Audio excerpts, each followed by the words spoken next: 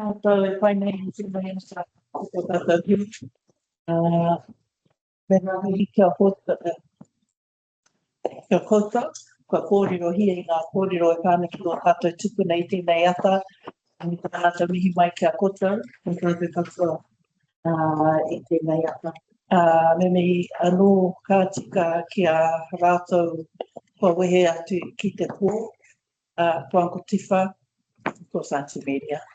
Maka Reihana John Kati, Ronnie Tākere, ka tupu anō atu ana mātou te aroha ki a rātou I roto I o rātou oritanga, no reira tēnā tātou. So just, tēnā koutou, it's been a while. It's been a while. Nau mai, hoki mai, haere mai, ki tō Kiabu. Perhaps we should start with some introductions, eh?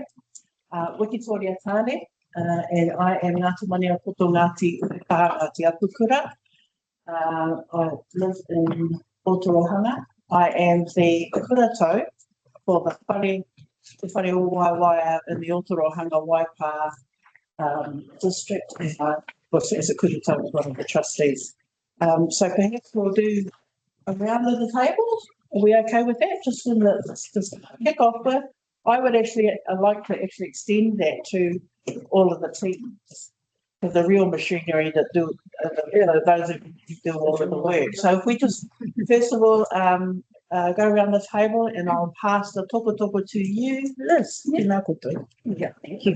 Should we stand? It's a little easier that I can see us. So, tēnā koutou everyone. My name is Liz Stolwick. I'm a Waikato Regional Councillor for Waipā and King Country. This is my first meeting here for Nehenehenui. So really pleased to be here and great to meet you all. Thanks. Kia ora koutou. My name's John Robertson. I'm the Mayor of Waitomo. Kia ora koutou, Dr. I'm the Chief Executive at Waikato District Council.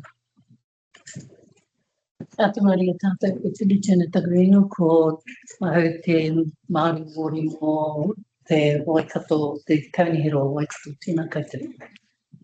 Kia ora, Maria, Inspector Hokonua, Chief Executive, Waitomo District Council. Kia ora tātou, e tautoko ngā mihi ko Mihia. Me huri taku whakaro ki tēnei tupuna wahanui. Koia te kōrero hanga pai tia tātou kia piri ai ki te piri kona. Basically what Wahanui said back in 1883 was to the Crown, deal with us in a proper way so we can be bound together in faith. What he was talking about it was actually coming together and working together in a manawhā way. Yeah. Kia ora tātou. My name is Gannon Ormsby. I'm the kurerere. I'm actually an alternative. Obviously, to the mihi to Ronnie Tākere. Once our hauaru representative has been identified, I'll be coming in as a support to the JMA. Kia ora tātou. Welcome to tēnei e mene kia atua maki a tātou no Ngāti Wairora ahau, te whare o Moko ki runga. So I'm Kim Hansey. I represent the whare o Moko ki runga, which is Piopio Moko area, and I'm the kuratau trustee for Te Nehenehenui. Kia ora. Tēnā tātou. Ko whena manawa ki tōku ingoa Ngāti Rora, te hapu Te Kuiti Pā Te Marae. I'm the Te Nehenehenui trustee for Te Whare o Tōkanga Nua North, which has the 9 maraes in my whare which I represent, which encompasses pretty much the Te Township and surrounding areas. So, morena. Tēnā tātou e te hui. Darami Morgan ahau, Ngāti Raukawa, Ngāti Mania Koto Waha o Waikato ahau. i ngā rangi kōtirana me wārea hau, the Pākehātanga side. Yeah, looking forward to a great JMA this time round, again like the last, but let's make sure we get some good tangible actions out of this for the iwi. Tēnā tātou. Taka te kato, kei ki taruki tōku ingoa, no te uri o Tahoro Arua Putanga me ka whea moana hoki. I'm the councillor for the Ōtorohanga District Council. Kia ora. Kia ora tātou. Nā mihi mo te manaakitanga mo tō mihi whakatau ki nā koutou. Mo tō kaikaranga tau ki nā koe i te karakia. Tēnā koutou. Ko si kaisaka mo tōku wangua, i mō raipara hau, ko tūmu whakarai o te kaunihira ārohi o Waipā hau, no Kimiriti, kaina nai nei, o Tokoroa, tūranga o Waiwai. Tēnā koutou, tēnā koutou, tēnā koutou katoa. I just want to say thank you for the manaakitanga, for the beautiful welcome, and to be here in this room. It's been over 10 years since I've been in this room, and one of the most recent times I was in here, it was with Matua Tipabau and with actually Matua Korowi Tere, with a rauwhua Ngāti Maniapoto kaupapa. And so it really has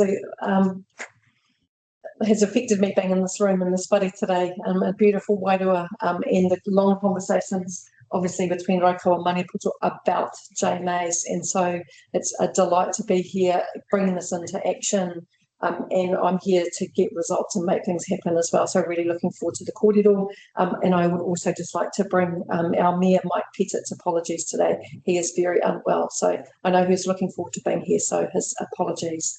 Kia ora tātou. Tēnā tātou, nau mai haere mai, nau mai hoki mai, ki roto i tēnei whare o Matawhaiora. Ko wai tēnei, ko te Director Greenwood, his GM Settlement Protection Interests. I'm from Kyokyo and been with the board 10 plus years. Kia ora. Mōrena te pāna mihi, kia koutou i mihi waiha, ai nā reiranga tira mā. Aroha mai wari rā tātou i te timatanga tātou kaupapa i tēnei ata me te karakia. Hei oi, me karakia tātou i honoro i koro i te ato he maunga roa ki te pēnei. Whakaara pai te mā tangata katoa pāngai te ato i māka hau.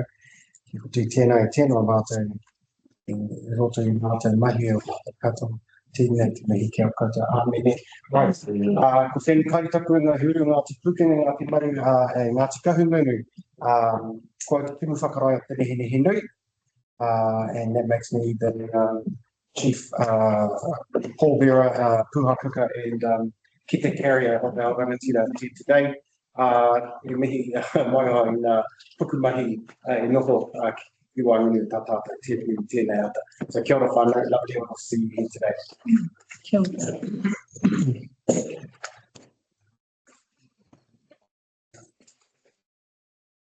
Kia tātou, ko Dave Dogger, ko te ingoa. I'm the team leader of Democracy at Waikato Regional Council, and as always, pleased to be here today. Always look forward to coming back. Kia ora.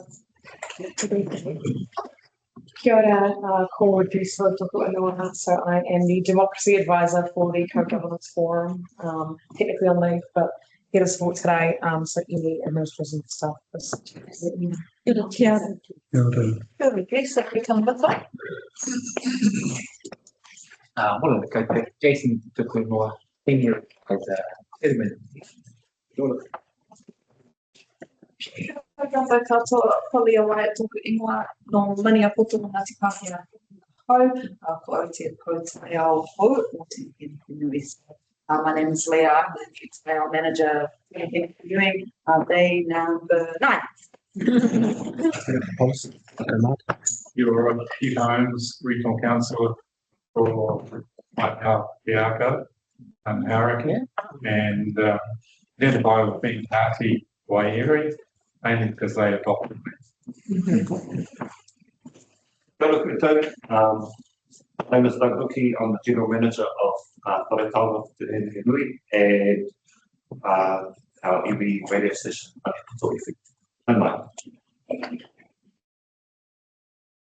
Tēnā tātou katoa, tēnā koutou Kai ngā utuko te tū kōrero, kei te mea atua no ngā tēnei kia puta.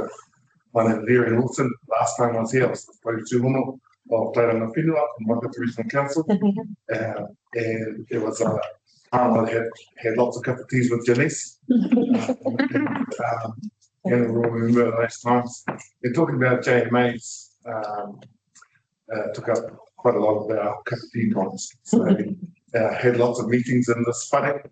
Had lots of memories of kōrero and those ones I will deal with them. I work for Steph at Waipā District.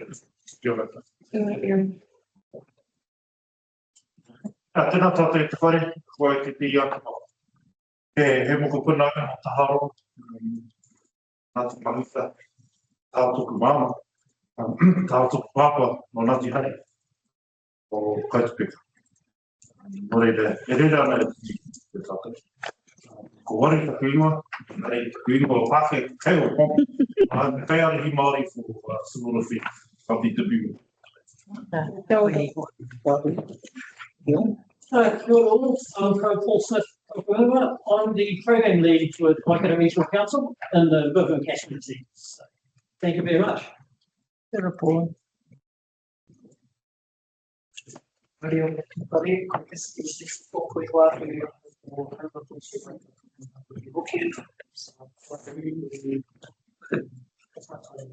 relations advisor.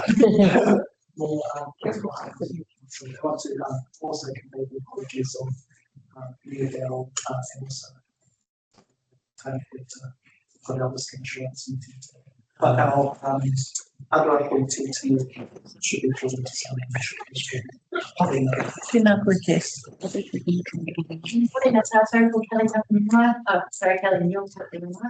I am the Resilience Manager for Waipā DC and Emergency Management and Radar Resilience, both in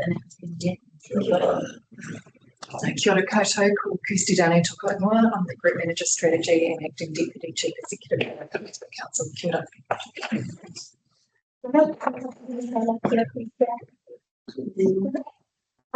Ko Shrita no hari, e kaika a hari e mahi ana na te tima o Tairanga Whenua ki Waikato Regional Council. We don't need anyone online. Tēnā tātou, thank you for that, and thank you for the overall. Well, I thought, I forgot, Karakia. So we'll call that, I don't know, was it Bruce? So just if we're having a look at our agenda, just having a look, we've got a few apologies here. Are there any other apologies? I just like to note that Ōtorohanga Māori is the way to actually set it. And Nita Simmons, Kahoti. Thank you. Yeah. All right, so moving on to the confirmation of the agenda. Is everybody okay with? Does everyone have documents in front of you? The agenda. Yeah, the agenda in front of you. Oh, you just see the apologies. Yeah, I'm happy to note them.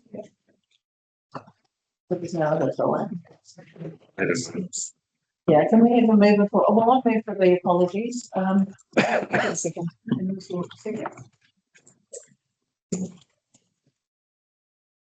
Okay. So just in terms of the agenda.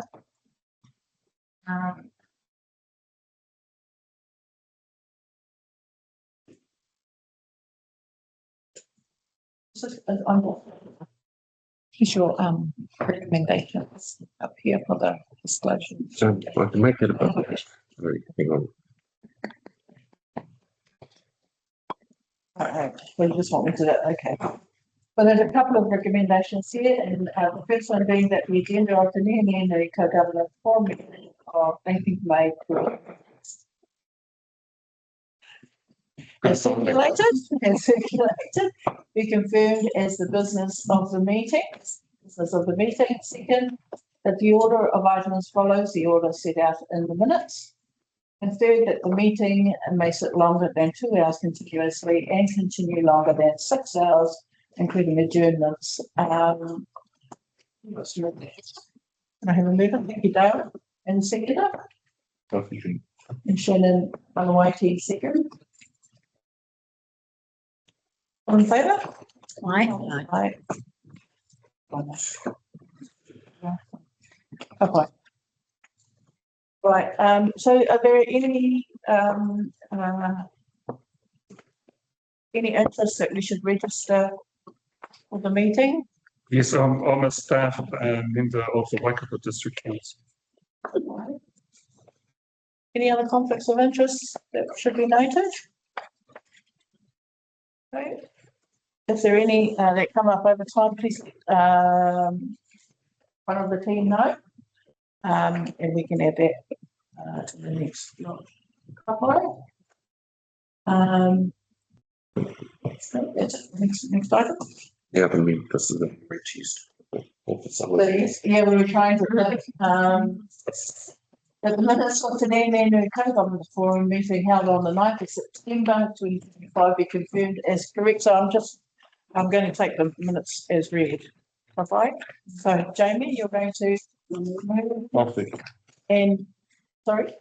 Oh, Shannon second. Okay.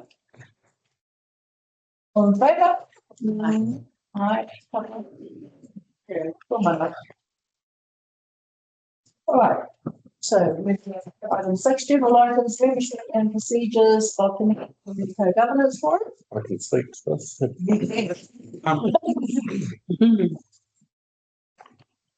Marley would have spoken to this today. Just a technical paper to bring to everyone's attention who the members, co-chairs and so on are, and to highlight the statutory background of the forum.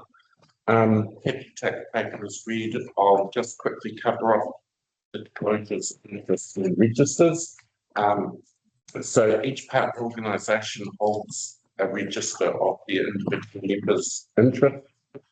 We don't see that we need to duplicate that on your behalf because it exists already. So we can, in the first instance, obviously, if you have any interest that wish to declare, let your member organisation know and they will add it to your register. When the time comes in the meeting, if there's an item that just bring that to our attention and we will record it in the minutes. But the registers will be maintained by each council and to Nehenehenui. And are there any questions? So everyone's happy with that? We're looking for someone to move that. I'll move. Again. Moves and a seconder, please. Happy to second. And Elizabeth second. Okay, all in favour? Aye. One now. Thank you.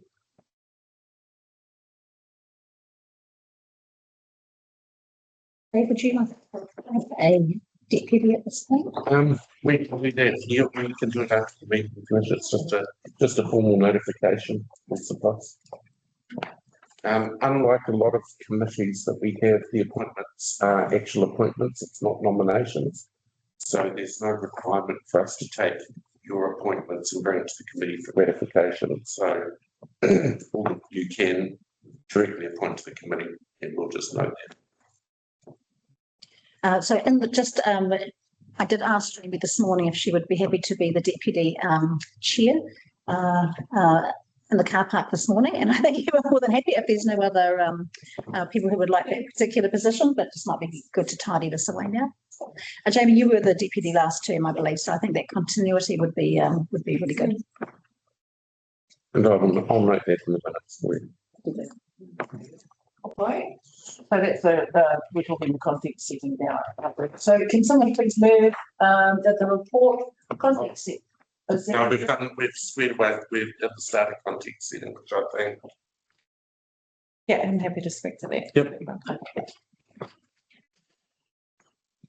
Oh, kia ora. So first of all, we will take the paper as read if that's okay. And I'll just go to the key points. So the purpose of this paper outlines the established shared understanding of the JMA and confirms statutory context and reaffirms the relationship between Te Nehenehenui with our partner councils.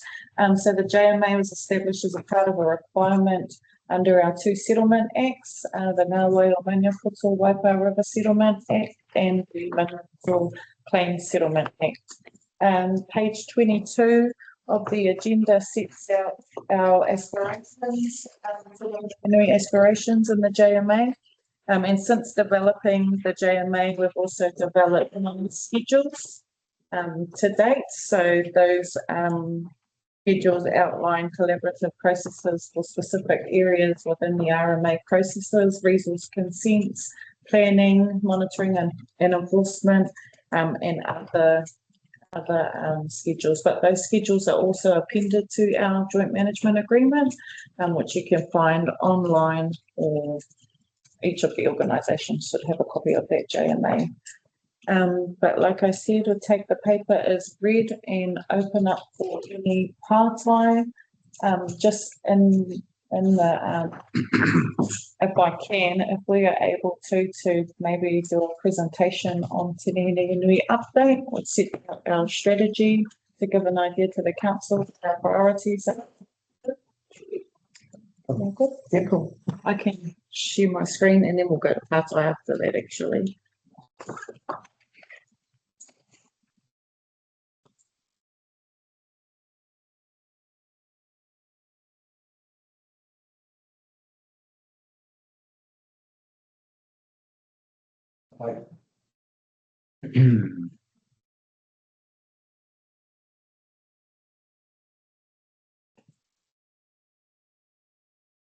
We're in. Right.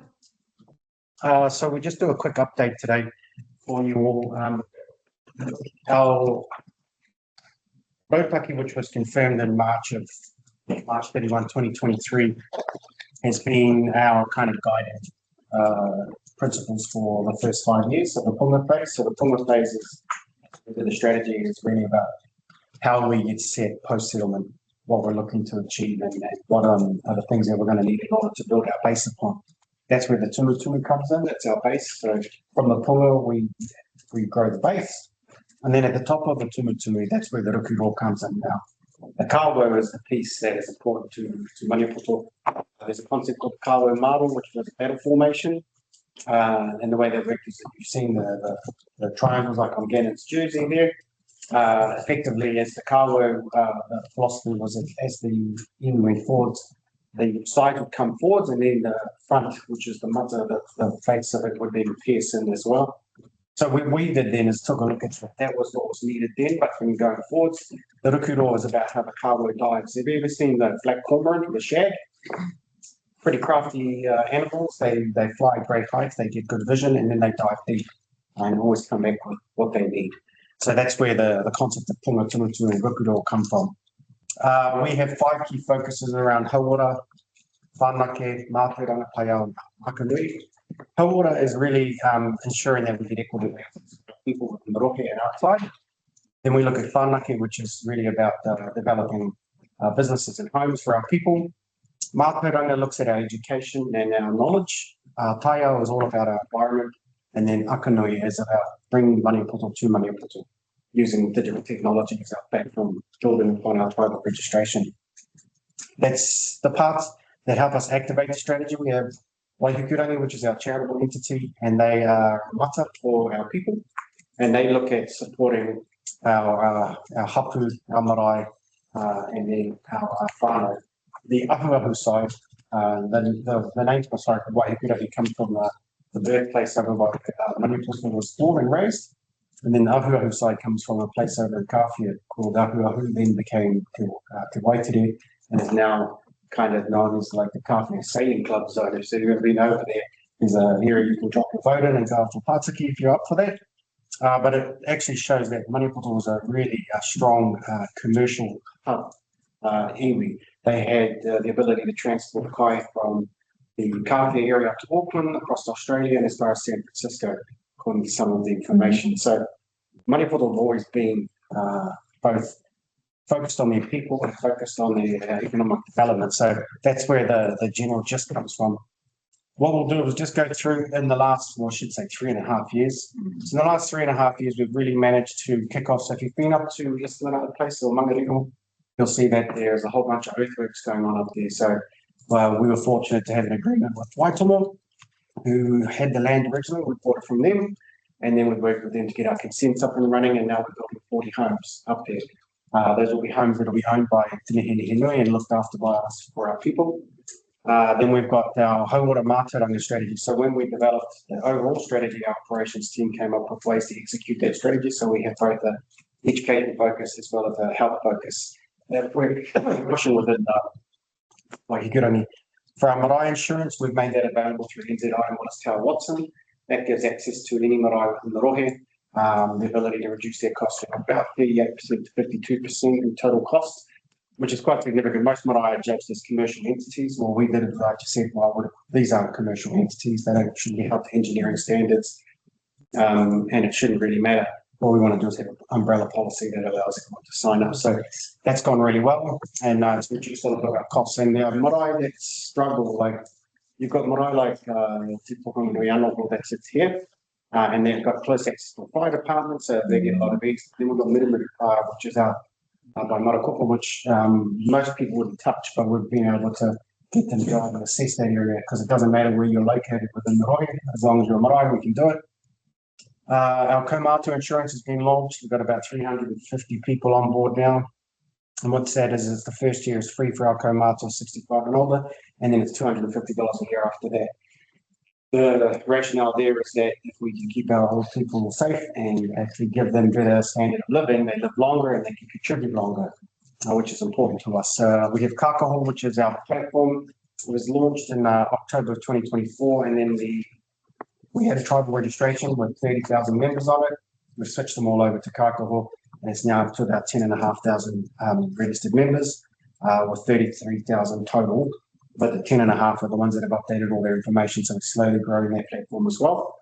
We've got Matakumia, which is our businesses that come in and register with us. They get access to things like Kiri, or we're doing a bit of work with Waipā and the demolition of Tokanui, which is the old psychiatric hospital in that area. So that's gone really well.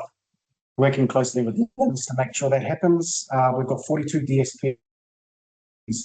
Those are the land blocks, and they can make be houses, they might be farms, they might be a collection of houses underneath it. So we're working through those. We're in our last tranche now, and we're making those available directly for the iwi buy. So members who wish to buy them can buy them, and we capture them at the same rate that we got through our settlement.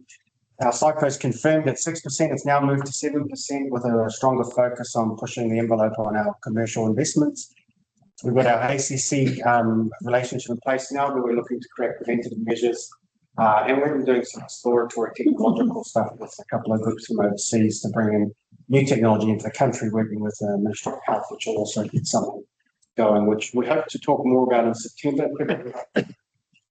It'd be quite a ground shift in terms of the way we focus on looking after our wahine and how we can make things ready available to them. So I won't go into detail and say that watch the space. Vocational wise, we've got great relationships with Te Ōtorohanga, Waikato University, and now Wintec.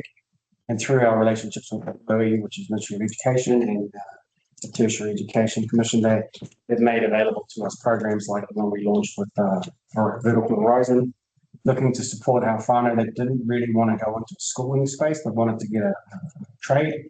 So we've been able to do a program where they get 330 hours experience during this program, and they can go out as a regular employable and have some simple things like working heights, fire extinguishers, even things like driver's license. One of the biggest causes of failure to launch is that they can't get out of the area where they're trying to get jobs.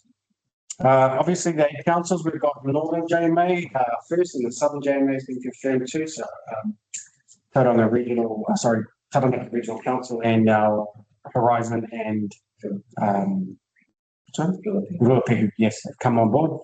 And then the final one is our attendance services contract, which we picked up, looking after our tamariki that are struggling to get into school or to attend school, making sure we've got a program in place working with them so we support the rohe for that space as well. So those are kind of the focuses we wanted to share in terms of when we set our sights to things and now where we've gone. Obviously, Te Kirikiri will be our big focus in the next few months.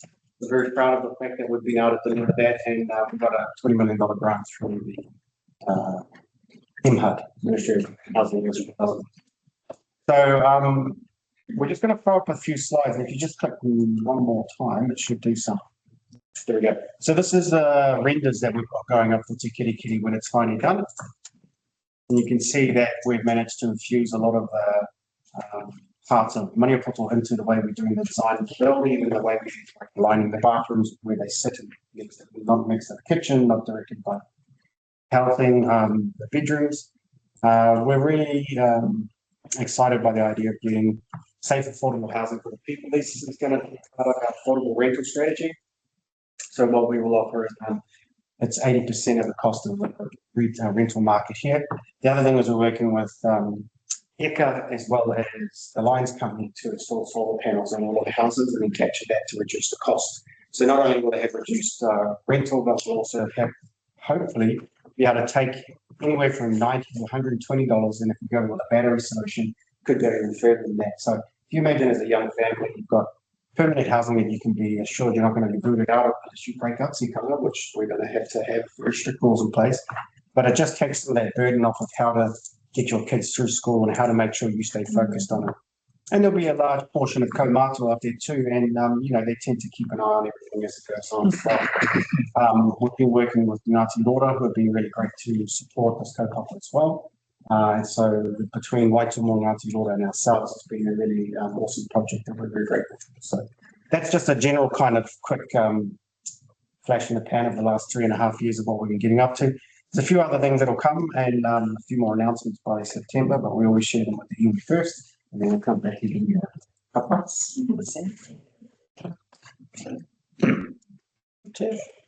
There's no questions or anything? So just a quick question. I think I was fortunate to be at the blessing earlier this year. Is the opening date still scheduled for next July 22nd? Yeah. Okay. So I think we're getting the builders on site September, October, and they assure us that they're managing to build 40 homes in about the period of 10 months. So, basically pains a price in them, but we're quite confident in where we are so far. So, and our developers have got Shift on board for the construction, for the civil, and then we've got Sentinel Homes for the building developers. So. Fantastic, great opportunity to do that. Sure. Okay. Yep. Just sorry. Perhaps just compliment PNN for the progress being made. I mean, I think for the reasonably significant site settlement and getting through these years is really challenging. So I must say for us, I focus on our area. It's really exciting to see the housing development opened up here, and while it's as normal taken a bit of time to get through processes of consent and things like that, it's great to go up there now and see the earthworks well underway. Yeah, thank you. Yeah, thank you. And I think it is worth noting the relationship that has grown with Waitomo District Council throughout this process as well. So I guess it goes two ways in terms of the partnerships that's been built, the partnership that has been built over time. All right, where are we now? So now we can move. Can I have a mover, please, that the report context of the Governance Forum, 18 May 2026, BC. Can I have a mover, please? Janet, and a seconder. Jamie, second. All in favour? Aye, Kormanda, thank you. Right. All right, I think we're going to do a quick swap here. So on to our next agenda item, which is the emergency management. Now, Marley is not here today. So, Dave, did you have another presenter? This is our item. Oh, item, sorry. I saw Marley's name on there, so I thought, yeah. Okay, I'll hand back to you, Tremaine. Sorry, Tremaine. No, that's okay. Use a little bit more time with me. Just before I kick off into that, though, I would like to just say that the relationship agreements we have with our Crown partners have been instrumental in a lot of ability for us to carry on.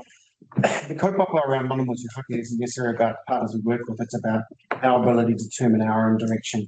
So we are grateful for the opportunities that came about. We're pretty good at hunting them out. And the same thing for this JMA. The relationships we have here will hopefully open up things. So we've got some work coming up, which we're going to be reaching out to specific to help us move into the next phase, because we don't want to go beyond that 40 homes to 2,000 homes by 20. And all this doesn't happen without relationship. So just wanted to cover that off. And speaking of relationship, the emergency management policy that we've come to talk about today, I think it's important to note that, Waitomo's been hit, Ōtorohanga's been hit, Waipā has been hit. And as these regions get hit, it's always our iwi that are in the middle of it all that are getting hit as well. And what we've experienced is that when it does happen, we often tend to reach out to those we know versus those that should be reached out to. And that's by no fault of anyone other than, what they say, it's forewarned. So all we want to do today is introduce this proposal, because what we recognise going through the process is that everybody tries to do their best under those circumstances. But the more policy and process we have in place, the sharper we can get at it. We're able to contact our one Marais rapidly. We're able to get messaging out through Maniapoto FM. Via our Facebook page, we have, like I said, our 30,000 members and the ability to reach out to touch the lives of 7,000 people quickly and provide feedback and information. What we don't have the ability to, and what we've learned is that when you're getting 100-year storms, but you had 3 in 3 years, kind of makes a bit of a joke of the concept of a 100-year storm. So now it's just a storm to us. And every time it hits, we're looking at it. One of our staff today had to wait for their convoy to come through as she drives off from Ōtorohanga. And if you've been down that side, you'll know that you don't get up here without an escort. And they're talking about a year's worth of work before they can stabilise that region. So these are the things that we're just trying to make sure that we can be a part of to help support. Just taking the paper as read, it's basically a formal discussion with yourselves, proposing a principle and practical framework that we've created, and then seek agreement to process the co-design of protocols that can be activated. Even things around the EOC when they were stood up, or who's the right reference point to come into contact with. We're not really masochists. We don't want to sit there and be everywhere all the time and try to be everything to anybody. But in this case, I think it's important that we can reach out to our people pretty quickly. We were able to get money to our people straight away to get the marae up and running, to make clothing and food and shelter available.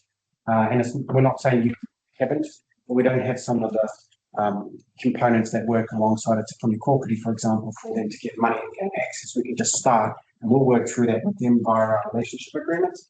So what we're really offering is we would like to see that the report be received, and that Te Nehenehenui Co-Governance Forum recommends partner councils and Te Nehenehenui agree on a principle to embed our specific roles within the emergency response protocols and approve the council and Te Nehenehenui operations to develop those frameworks. So we've done a lot of the work already up front in terms of what our document will look like, but now it's about saying, well, we've had first pen about where we can do that and just kind of get this done quickly.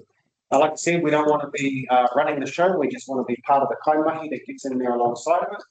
But what we have learned is that through the last 3 kind of major events, it was always a little bit hodgepodge of how we got brought in, or if we got brought in, or and how we could help. And we were already doing our own thing. So there's, better to go together in one locker than it is to go in several different ones. We're all trying to do the best thing that we can. If we all have the same intent in mind, then there shouldn't be any issues with us all working together. So, any questions?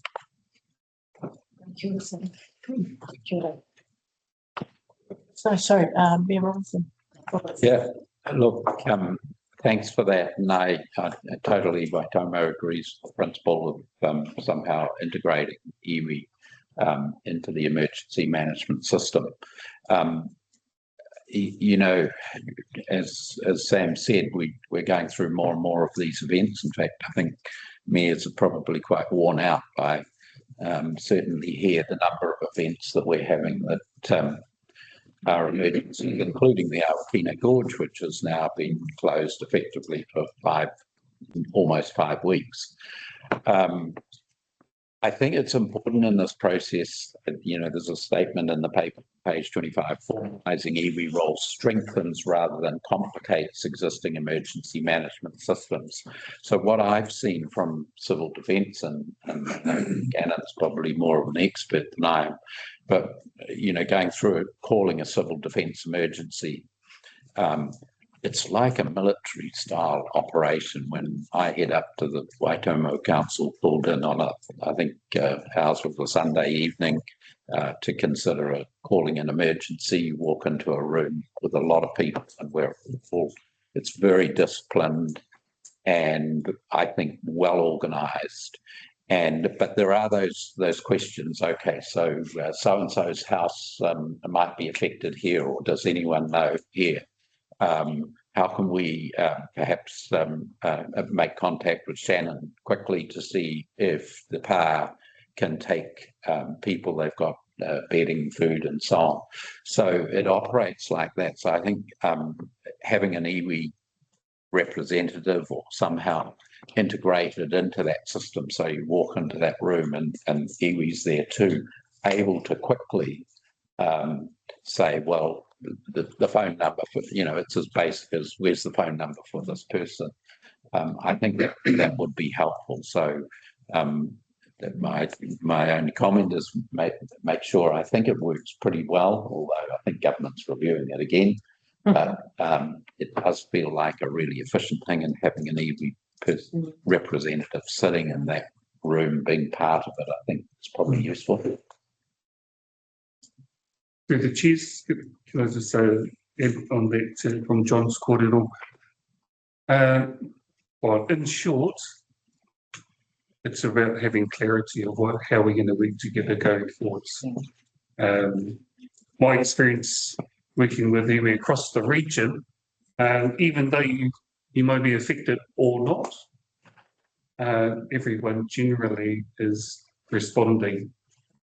So our focus really is to be better prepared, so we can respond collaboratively together, so everyone knows what we're doing in our part. We just want the clarity in regards to how we're going to work together in a response and a recovery. I think the recovery is actually just as important as the response. As you already know, we have relationships with the Crown and how we work together to leverage in regards to what a recovery can look like for the betterment of the wider community. I think is a stronger way how we do that, but we need to be able to ensure that we can embed how we work together in the reduction and the readiness component of working together. That's really about clarity. So the SOP there is to set some clarity, start off, and then how we work together to improve is really important, because obviously some of the issues that have been identified here, if we can do that, well, do all that administrative stuff now, then when we respond, we'll be better for it. But obviously everything is, test and adjust, refine, improve and keep on going. That's a maniapoto whanake. When you say whanake, it means to do better. Marie, you have through the chair. I'm just going to bring up in regards to on the back of John and Gannon's kōrero, there's actually a really wonderful template, and it's over in Tairāwhiti. So Te Whānau o Matakawa, they sit on either side of State Highway 35, and that is always shut. They and Awakino can share lots of kōrero, I'm sure, about that space. And I take on what Sam said around iwi not wanting to be led. We just want to be in the space. So I'm actually taking off my council hat because listening to our people through the response of what happened in the Waipuke, the AFA, it was pretty clear that we didn't really have a role in that space.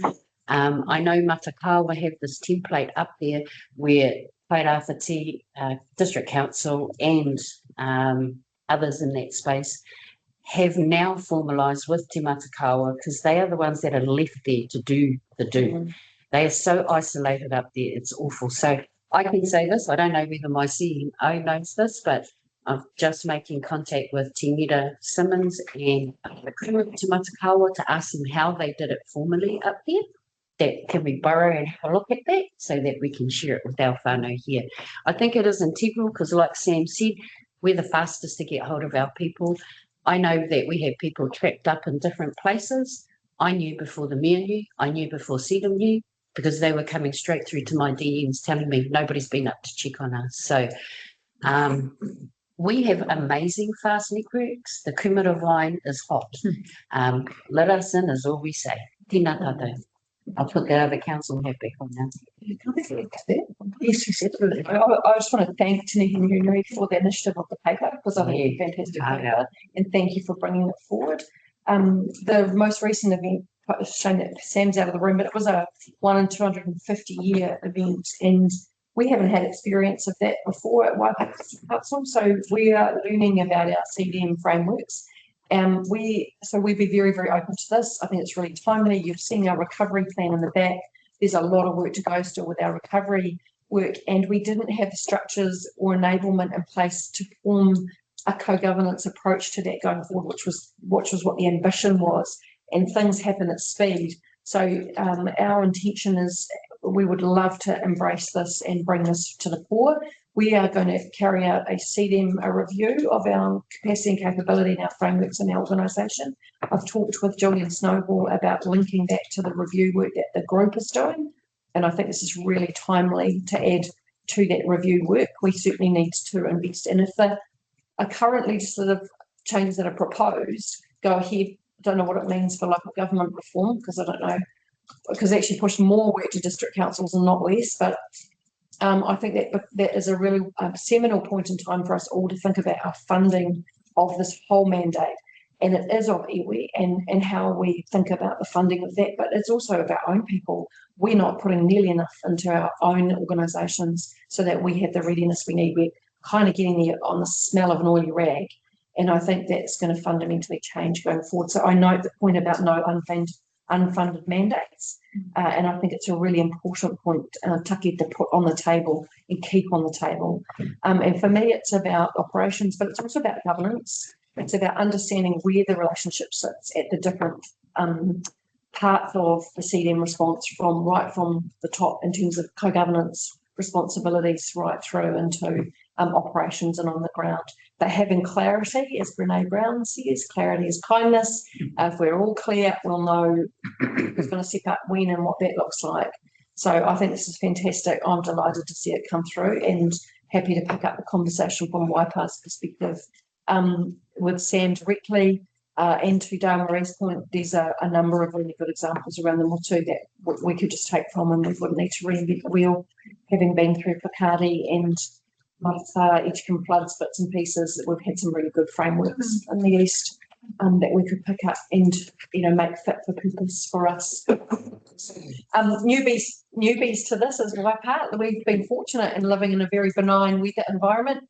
No longer the case. And one point I was going to raise when it came to our paper was we've completely lost the Tatahi water treatment plant in the west of our district, and so that's a significant issue going forward, and we need to make sure that Ngāti Maniputu to Nehenehenui is at the table as we rethink that water supply. So yeah, kia ora for the paper. Awesome kaupapa.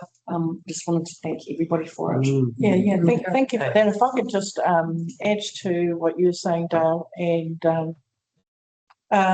I'll take my trustee hat off, and I'm coming in here as whānau, and that we're, I guess, we're the first port of call for the local whānau anyway in Ōtorohanga, because we were there at midnight on the Friday before everything actually kicked in with councils, the beginning of the council process. We were there on the Wednesday. This is whānau, eh? And so, but if I could say, and there was quite a bit of confusion as to who should be talking to who, and we weren't actually brought into the conversation until I think the Monday afternoon, and I suspect that was by accident. And so there was quite a lot of, rather than by design, and so there was quite a lot of confusion that was happening on the ground, not only with the whānau who had actually taken up, the position of looking after whānau, but also between the whānau and all of the support agencies that were also in there that had already kicked in. And then you get councils, and then you get civil defence as well, while Nehenehenui is in the background supporting. But if I could say so, it was quite confusing. Actually, probably a lot of it, most of it, for that whole period of that February flood was very, very confusing on the ground for the whānau. Also, I guess, who had the mandate to speak on behalf of whom? Was it the marae? Was it the trustees? No, well, it wasn't the trustees, it has to be marae, but because people happened to be in there in those particular times, it caused more confusion. But if I could also say, by the time we came to the most recent flood, actually, by the end of it, I think, with Nita and Erin and Pale, I think a lot of it had been tidied up by the end of it, with the recognition that actually we were a significant, we were the arms and the legs actually on the ground of the whānau. But it's also about acknowledging having tidied some of that up, or most of it up, by the end of those 2 weeks. And then by the time we got to the most recent flood, I think that's although it wasn't as significant, it was definitely better. I think between Waipā and Ōtorohanga district councils, they had really thought about, okay, who are the people, the people that have to be spoken to first up, and that was via Nina and Cassidy. Nina and Cassidy. So thank you for that. So I just thought I'd put that on the table, and this is sort of another dynamic that happens outside of what happens as a trust, Te Nehenehenui Trust, councils, and the various providers, and then there's civil defence as well. So it's pretty easy to get, you can see just from that, for all of the confusion to happen, who's talking to who, and people getting missed out, particularly the ones on the ground.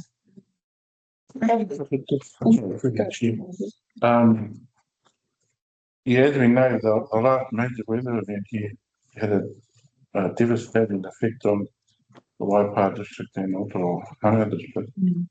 But during that time, nobody made contact with me, and as a key contact person, I thought that was a little bit, unhelpful, because I suppose for me, just kicking in as a key contact person for this, obviously should be just standard.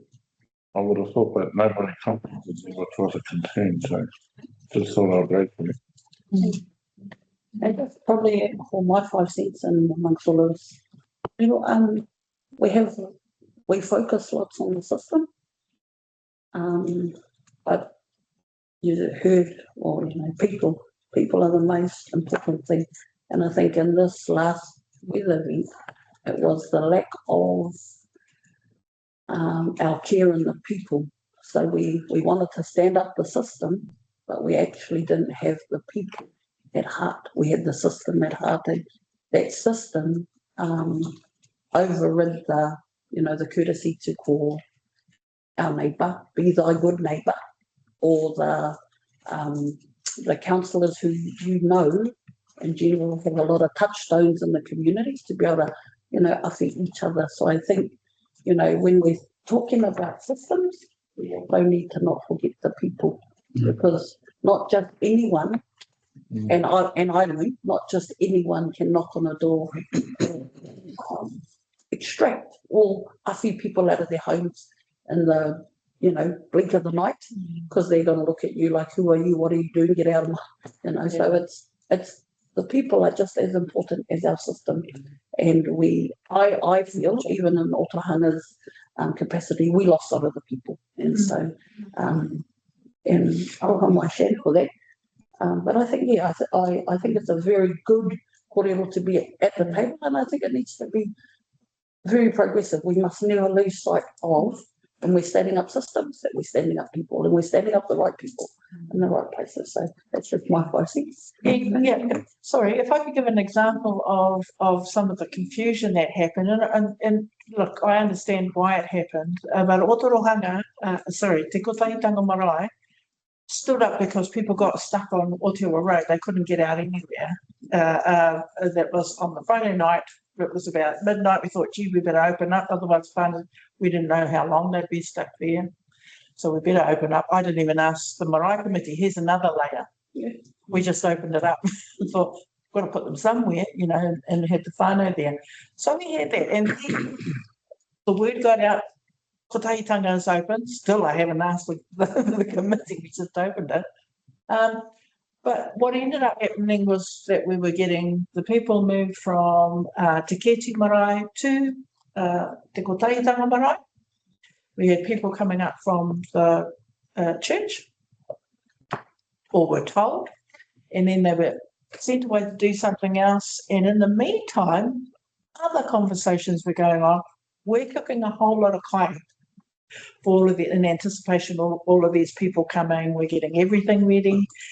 And next thing we know, the support services are sending everybody now to Tarewanga marae. We've got all the kai, all of the donated goods, all of the donated kai, and there were tons of it. I was just so proud of the whole, it wasn't just the Ōtorohanga community, it was throughout the whole of Waikato. Received all of this donated kai, all of these packages. And at Kotahitanga, who was receiving all of these people, and then Tarewanga was coming to Te Kotahitanga to get the kai packs. So we were, and nobody knew what was happening. So that's the type of confusion that can happen, because you've got all these people on the ground, got Te Keti, you got Tarewanga, you got Te Kotahitanga marae, and at each of those spaces, everybody's working hard, and you just get a whole lot of confusion. But again, learning, lots of learning in there. Yeah. So anything else? Sorry. Yeah, just to finish off with the cheers. So this is opportunity to strengthen relationships, to strengthen and understanding how we're going to work together. Under the civil defence, they work under the 4 R's: reduction, readiness, response, and recovery. But they also have a Māori framework, which is mahitahi, manakitanga, kotahitanga, aroha. So if we can work together in that way, in regards to improving how we do things going forward, so I think there's the clarity in that. I think on that too, I think it's worth noting, some marae don't want to be part in the official part of the civil defence. In fact, I suspect there's quite a few marae that don't want to.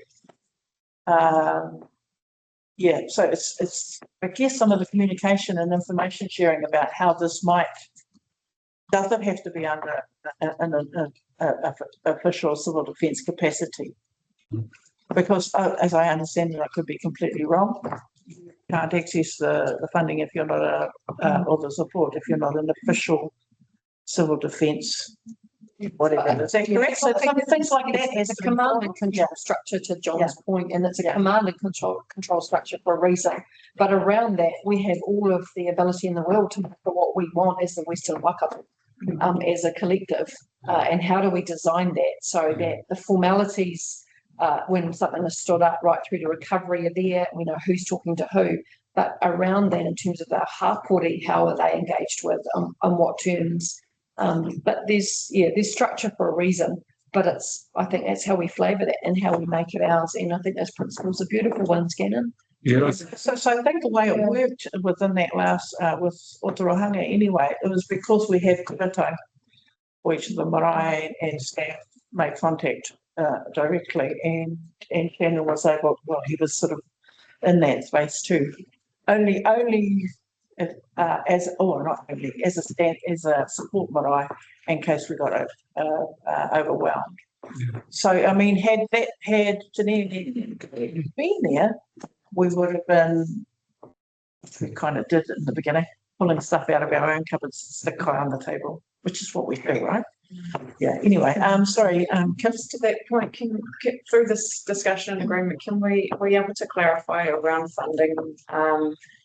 For marae who are standing up in those emergency situations, like how that will work, and make sure that they're well resourced to be able to respond quickly to that. I was going to raise something. I think what we need now is this back on our agenda for our very next meeting. So we've got a great, motion there to operate and or start developing a framework. But what we really need to share is what the examples and what the suggestions actually are around this table again at our next meeting. And then I think we can all agree or disagree or make changes as everyone has a role. And to Dale-Marie, to your point at the beginning of this meeting, this is, I guess, being led by Nehenehenui. Okay, so this is a really great example of action and hopefully a really good outcome as well for potentially another future event, which we all have to be prepared for. Yeah, So does that speak to that? You're happy with that? We put it back on the agenda. And I think it's important for councillors to know, and not because I think, you know, it hasn't occurred to them, but we had a few Pākehā whānau asking, can we come to the marae too? Oh. Which really made me feel sad that they thought they had to be Māori to come to the marae in the place in a time when they were very, very, they were vulnerable, and they thought they might not be, you know, marae have been those spaces for everything and every crisis. So yeah, that's got me too. So it would be, I think it's important for that message, that particular message, to be disseminated within each of our councils as well. Yeah, okay. Sorry, I missed you again. No, Kira, thank you through the chair. Just wanted to add to Toko Cannon's a bit. I think the key for me, so we're definitely, Waikato District Council is certainly keen to be part of the conversation about resilience. I think resilience to me, though, is about it's not just about the preparation in terms of when the event hits, it's how we actually prepare ourselves and understand from iwi and know how the land operates, how the taio operates. You know, quite often we tend to be knee-jerking to an issue. How do we actually think about building in resilience ahead of time? And you'll know where the water falls, you'll know where the water runs a lot better than what we do. I think sometimes, you know, from a science perspective, so thinking about the, you know, just that kaupapa that you have around the land is critical. So I'd be keen to think about how we start considering those issues and addressing them early on. Marae capability is far greater than any other infrastructure we have set up to cater for large groups. So we've got to rely on it. One of the things we've been talking about just at Waikato District Council, just because we don't have the time, is thinking about how we involve iwi in our controller capacities, and within that SIMS framework of the command and control, how do we actually get a Māori voice a lot closer to the action? So just share that for what it's worth, but as I said, keen to commit to supporting this. Do you have something else? No, I was going to just ask for a mover and a seconder, and we'll make sure it's back on the agenda for next time if there's no other. Can we just go to Kesa? Comments? Oh, sorry.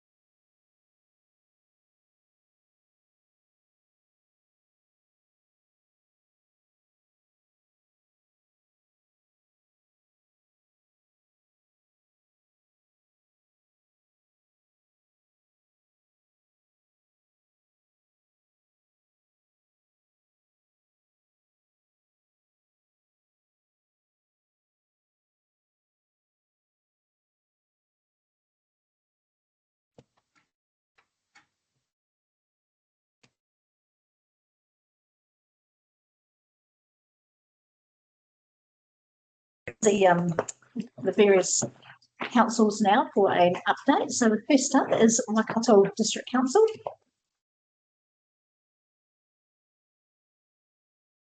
Have you got a written report? Is there anything on screen or anything like that? Or no, I could take the report of read and just take the questions, but just if I could add a little bit to it, put it all that just happened. Our report is about how Waikato DC came down to Ōtorohanga to assist, and there's the understanding around the structure around how we all help each other completely extended into the space into Nehenehenui, and whakawhatainui, but what the previous report talked about, I think we can support the thing in our last event, which was Cyclone Vaianu, and before that Cyclone Gabrielle. That's the feedback we're getting from the guy as well, is we would like clarity on how this works, what the structure is, what the communication channels are, and we would like to be able to understand how this all works. Even the terminology is a bit tricky sometimes. One thing we have understood is that we have as much responsibility to make sure that what we create, and our Marae Resilience team is amazing at doing that, but the work that we're doing with Marae, we also have to make sure the council understand that really well as well, so that that connection can happen. And then this, when we're talking about like the Marae standing up as community-led centres, in the last two events, the value that they've added just in being part of our response, so providing information to us, but also even mana whenua-led evacuations, like the trust and relationship that exists in the community and the response that the community gives to people that they recognise and understand makes a massive difference to our response. So this is something we really want to support, is getting this going. But is there any questions about our report that we've put in, or all good? Yeah, no. Look, and look, thank you for your comments as well. I think it's really important. Sometimes it's the neighbouring councils who perhaps have the ability to also step in and assist. And I guess the new reform might take care of some of that anyway, but it's just always good to know that, yeah, there's an opportunity. I know. Okay, all right. If there's no questions regarding the Waikato District Council report, we'll ask for a move and a second down. Thanks, Victoria. Second, Marie, all in favour? Great, thank you. Okay, next up we have Ōtorohanga District Council. Who's presenting the report? Ben's looking around, hoping. Oh, Cassidy, yes.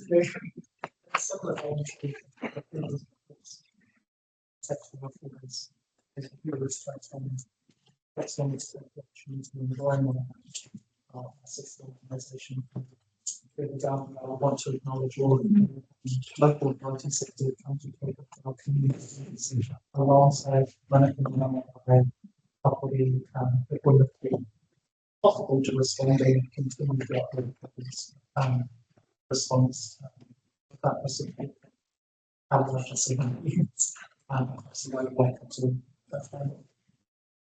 specific pathway. It's quite a broad, high level information report, a number of proposed reforms,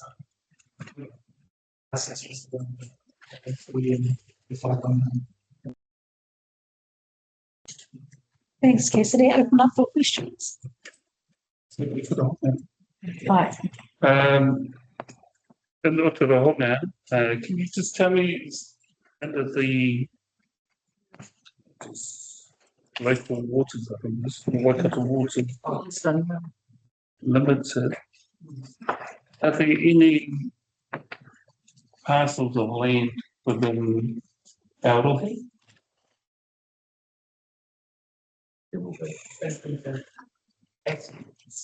Or looking to trend. So do you want to come over here, Cassidy? Yeah.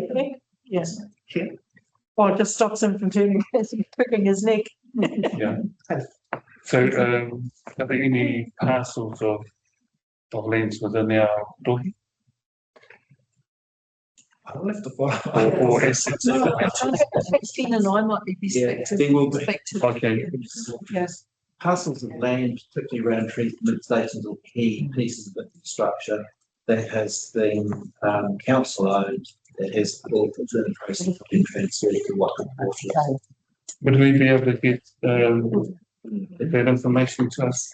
Ōtorohanga and Waipā and Waitomo? Yeah, across the. So there's been a legal review of all of those again, and particularly from our perspective, I'm sure Ben and Carly will be doing the same thing.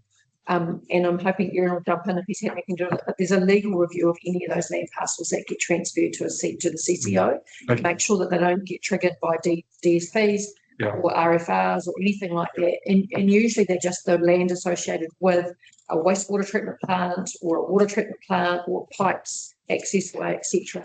But there has been legal review of them, but we can certainly share those, and it's public information because they're owned by council. They're just now going to be owned by a CCO of council. Thank you. So, but we're happy to share that with you. Is there anything I've missed? No, that's basically with those. For Waitomo, they've been quite clear, so that's it. Yeah. Maybe pass that through again.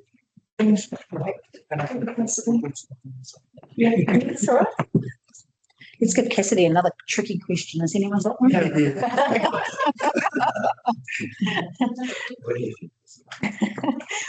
Okay, if there's no other questions, we'll move on if we get just a move and ascended to receive the report from Ōtorohanga. Who'd like to move? Cannon's going to move. Cannon's going second. All in favour? Right. Carried. Thank you. Waikato Regional Council. I'm looking at Paul. Oh no, Ashley. Yes. Is it a duo? Let's do it. Sounds good. I will keep this item like our family councils. It's just signaled a will update a number of work areas from WRC, particularly handling in the river medicine ground, which Paul will speak to. But I'll just not specifically touch on the LTP today. The report just basically signals that we're commencing a piece of work. We're at the front end of the piece. The LTP guided by our council's strategic direction. One of those key aims under the direction around building resilience, which I think is of particular relevance to this forum. At this stage, not bringing any specific proposals in regards to the LTP, just releasing it.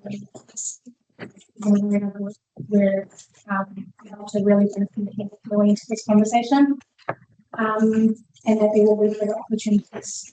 So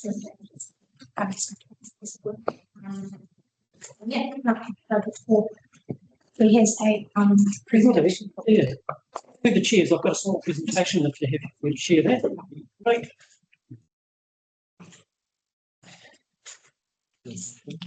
Yeah. Do you want to come over here? Come up with your Paul. Come over here. Come and take a seat. Right, we don't buy. Come and take a seat. Yeah, unless you ask. We'll do that next time. We'll have a seat. Yeah. Kick everybody. That's okay. All right. We'll pick back if it's too bad. Good. So I work in the river and catchment team.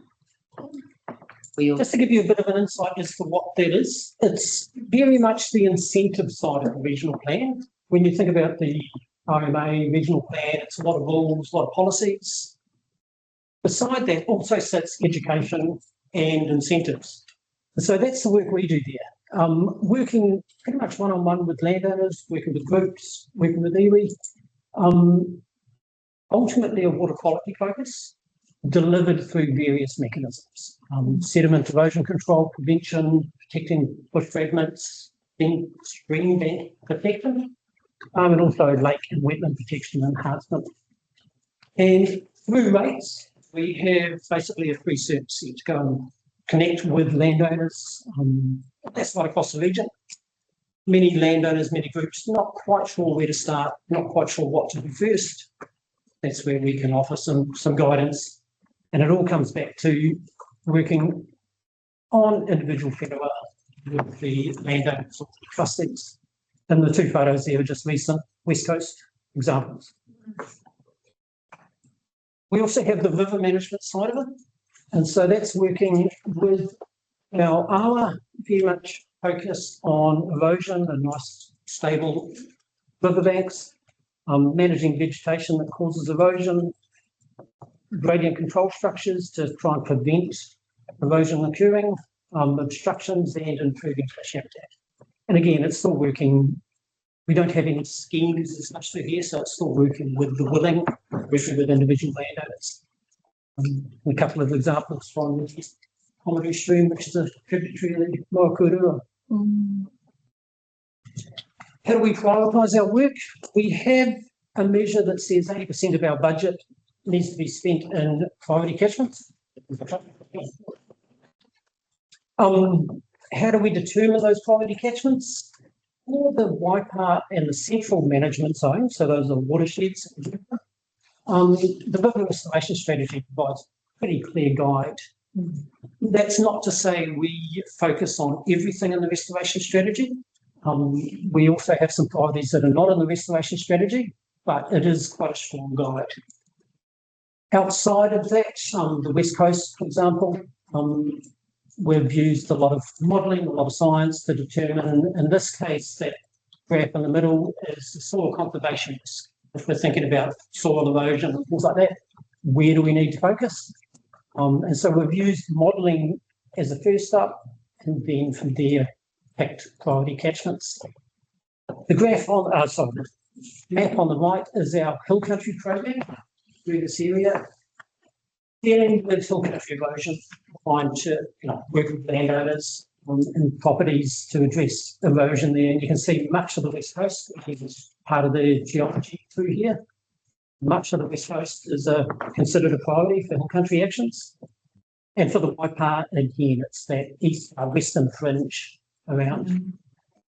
A lot of those catchments do sit in the restoration strategy as erosion priorities, but through our partnership with Waikato River Authority, we've been able to get some extras in there as well. And Waipā above Towers Bridge, the upper Mangokiwa, upper Mangapu have all been recent priorities that come in and focus on those areas.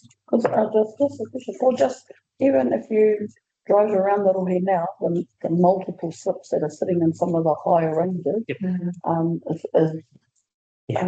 are being looked at too. Yeah, we've got mechanisms to approach landowners. If the landowners don't want to work with us, very little we can do in that regard, unless it comes down to a public safety type scenario, which again, it's very difficult, but we are working with everybody. Have you come across difficulty with that? We've had some examples recently, yes, and we are a part of the regional council. Maybe they've had bad dealings with the regional council in the past, or they just don't buy into what they find. It's not common. It's not common, but it can. We look at some of the outputs. This is from ultimately 24-25, so through to June 2025. Very shortly, in another month, we'll be able to tell you what we've done in the last 12 months and give some exciting examples. But there's a lot happening out there, working with the willing. And so this is all just landowners have looked at it and said, yep, this is the type of actions I want to do on my property.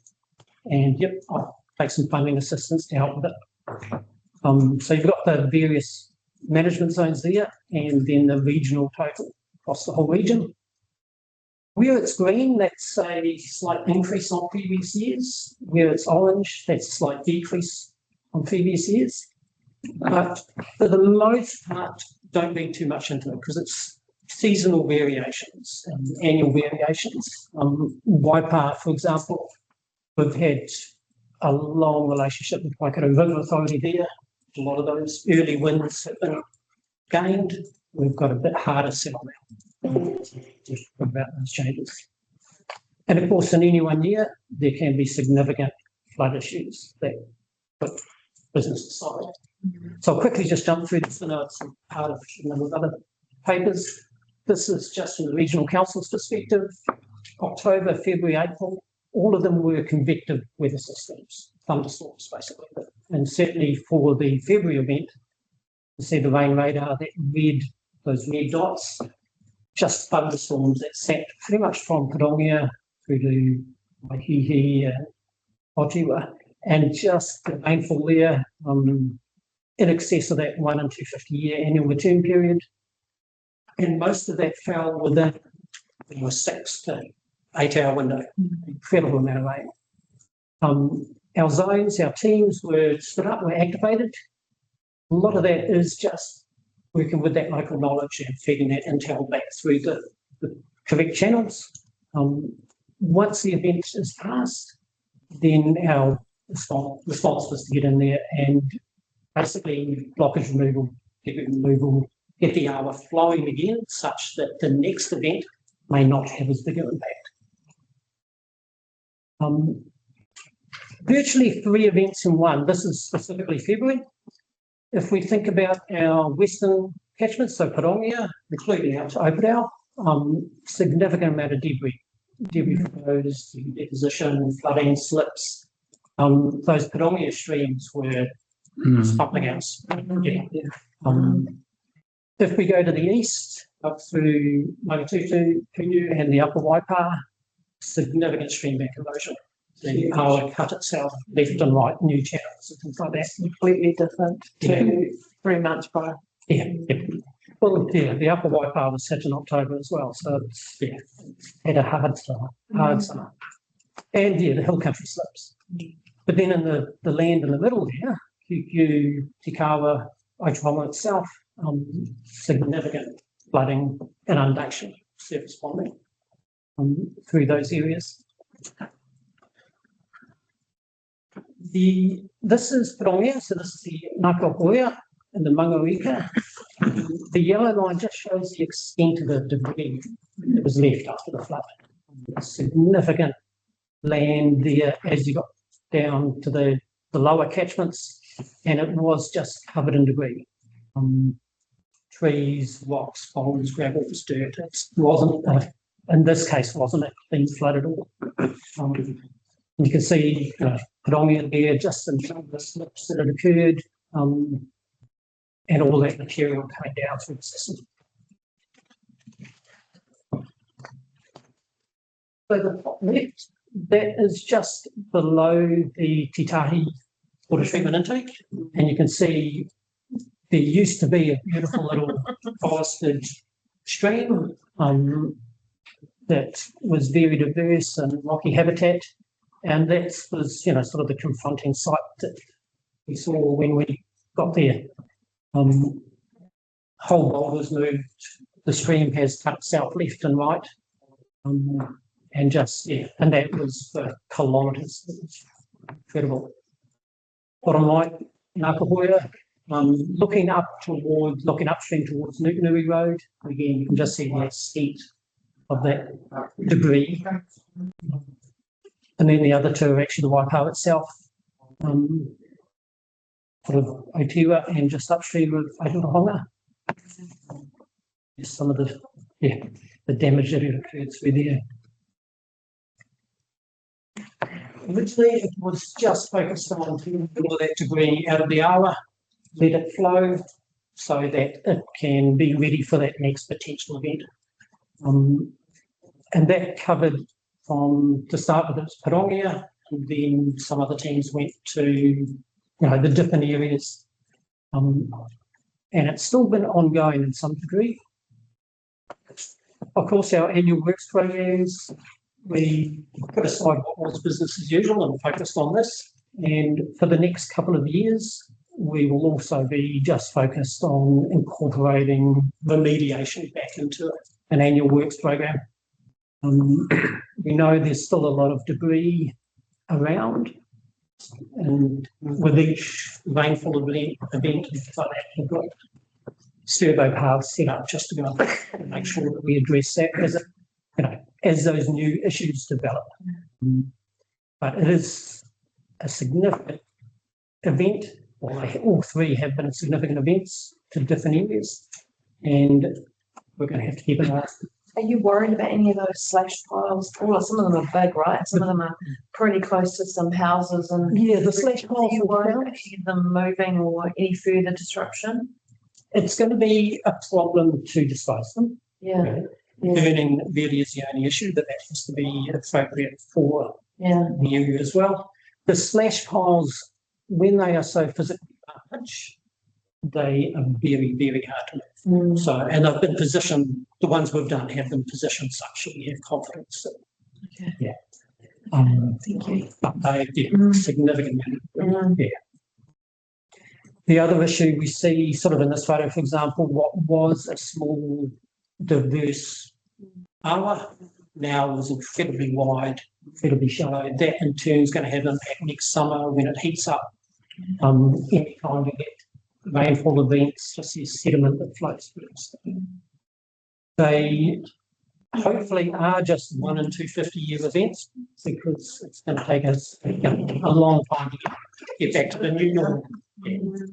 And we must acknowledge that our district council partners, they have carried a huge load dealing with housing and roading, social impact, and we've very much been focused on the awa. So that's that side of it. Unfortunately, Regional Catchment Management Framework, Kerry Nelson is leading this. Unfortunately, she's not able to be here. It's basically an internal review of our river catchment approach and how we do things.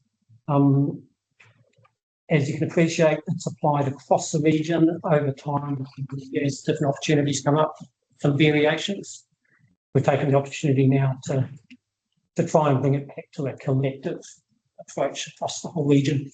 And that, so yeah, information in the paper. Kerry is certainly available for any questions that come up at any point. Likewise, the biodiversity project, Natasha Granger isn't able to be with us today, but we'd be happy to take any questions at any day regarding this. Long-term plan. Just with the, now when you see the actual visual of those awa being wider and shallower and around the coverage, but is there any concern that in the coming summer that they will dry up? Not dry up. There will be water, but it may not be good for anything that's trying to re-establish because we've lost all of that shade. What was, you imagine the mountain stream falling down to various rocks and things like that. We've lost a lot of habitat in those streams. We've lost a lot of the shade. So the ecological impacts have been significant. Yeah. And it will take time, which is why at the moment we're desperately trying to get everything done to set up for winter, but also to set up for now full factors to re-establish. Get in and get out as quick as we can. Thank you very much. I stop sharing at this point and back to you. If I could say, because we've had a discussion about this, we had reports from particularly to do with Ōtorohanga, the Waipā out at Ōtorohanga, and if we monitor out there, mana whenua, but we had some whānau report that District Council and Regional Council were in there diverting the river.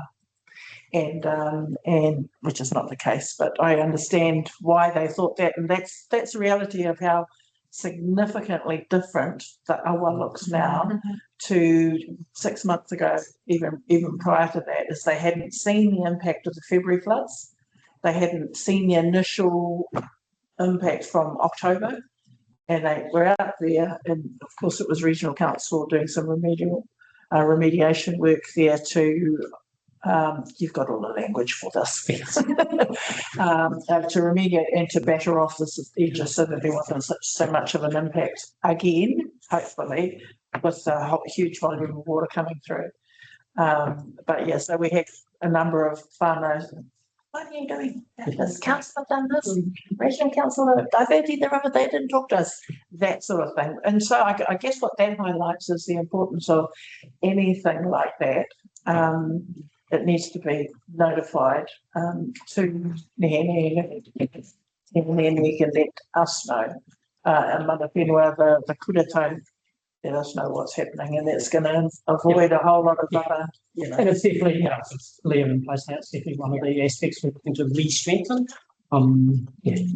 We do have an annual works program because the works we are doing was all under consent, and so it has been notified. But it's getting that feedback loop. So re-establishing. Thank you, Paul, for the presentation. What it tells me is that it's the cumulative effects of all the weather events backing up over time, has pretty much eroded those pathways. You can see the river wants to go back to its original, and it's much wider. My father used to say that as a child, they could go from the Mangokiwa all the way out to the Waikato. But my question to you is in regards to our matakumia, which is our maniapoto Māori businesses. How are we being engaged in regards to the recovery of across the region in regards to how we can participate in doing that, working with the taiao, and also how are the landowners in regards to managing their lands going forwards, because obviously understanding now that the channel is much wider, different now, how they're going to manage those things going forward. So that's my... No, and certainly great points. Initially and through to this point, it is very much focused on just machinery to address the erosion, address the blockages, things like that. Some landowners have already started to re-fence the waterways, and we are looking to encourage that, but we just haven't had capacity to deal with each individual at the moment. But again, that's a task that will continue going forward, is re-fencing of those awa, whether that be through regional council programs or whether individual landowners applying that on their own farm. And then the next stages after that is, re-establishing planting. Whether that be specific groups, I know Waikato River Care, Punu River Care, even Waikato River Authority itself, we took them on a tour to have a look at these impacts so they understand the community we're going through. The planting aspect from a regional council perspective, we've just had to suggest people just pick the sites because there are some that are still going to move yet and move and adjust. So if there's a lot of confidence that these plants can be established, then great. But if not, then just hold fire, deal with any weed issues. And as it stabilises, then assist with planting activities. On the Māori businesses, well, a number of our contractors are social enterprises or Māori businesses, things like that. It's definitely there as part of business as usual. Our response doesn't change that approach. In regards to the monitoring, any of our contacting groups being engaged? Not yet that I know of. We, as a council, have returned back to some of the Karakia streams where we had state of the environment monitoring, so long-term record, just to see the impacts of the flood event.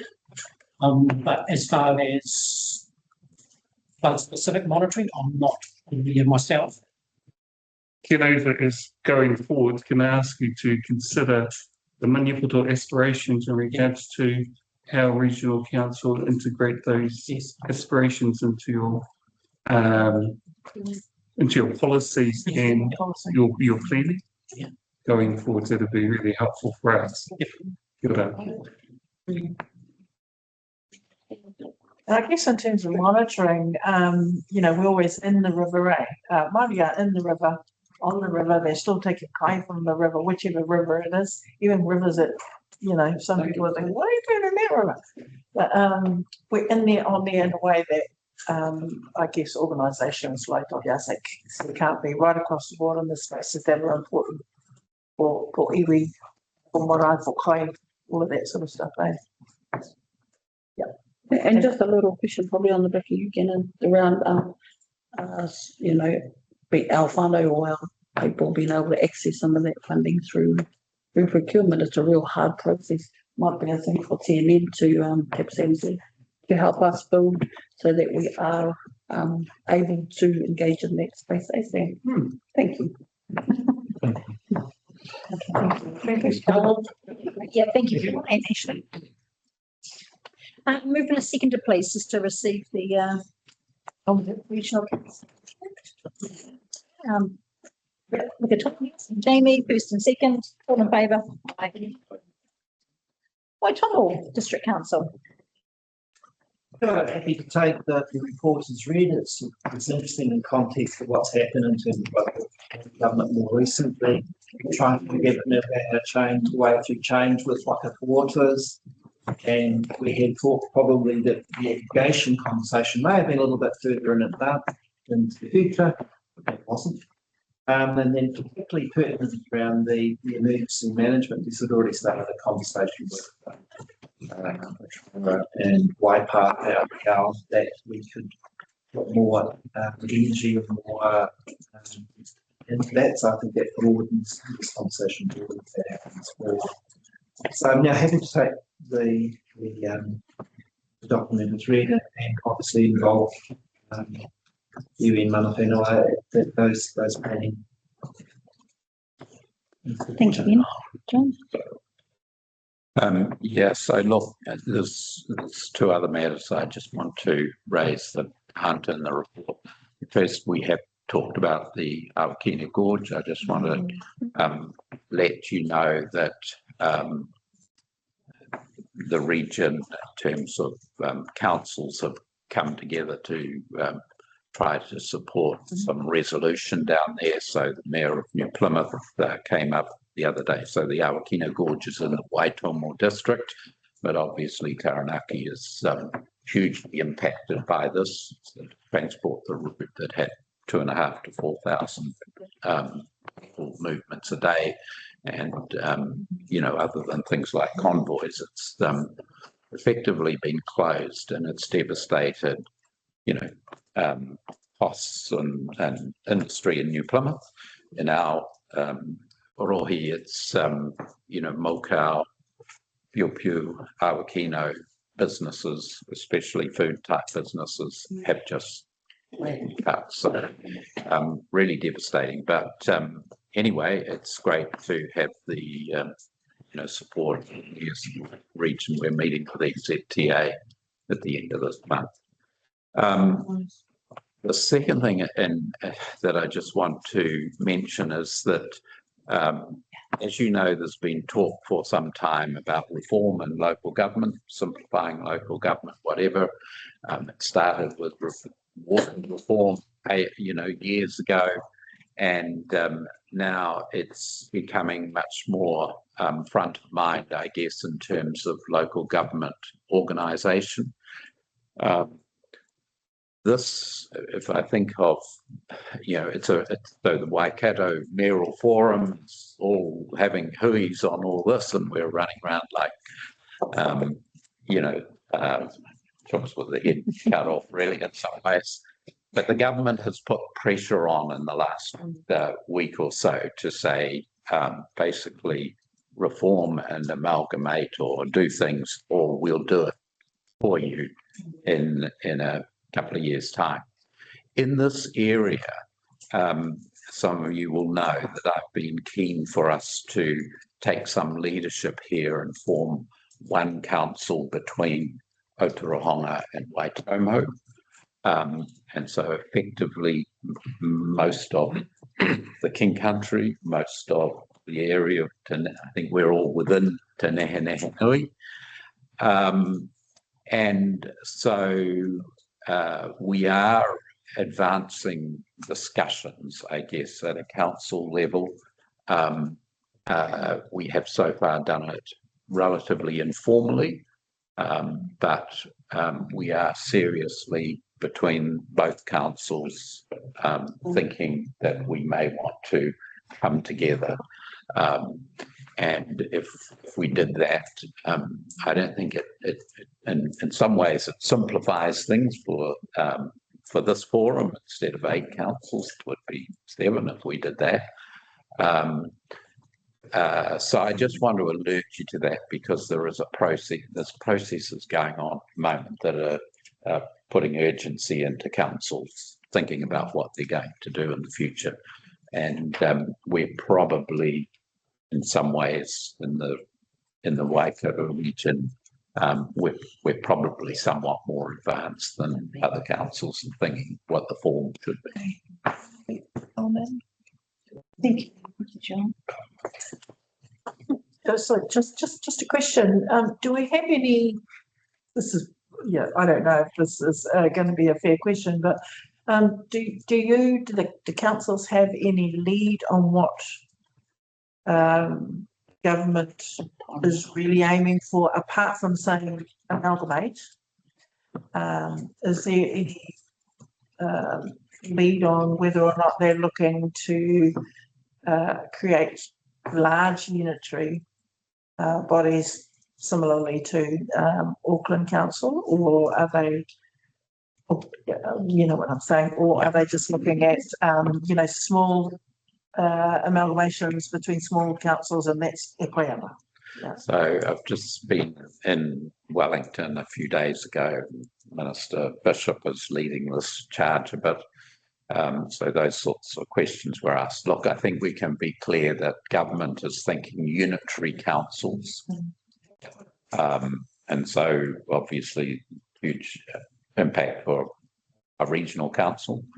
The model, there are a few models of what that might look like around. For our region, they're not saying there shall be one or there shall be four.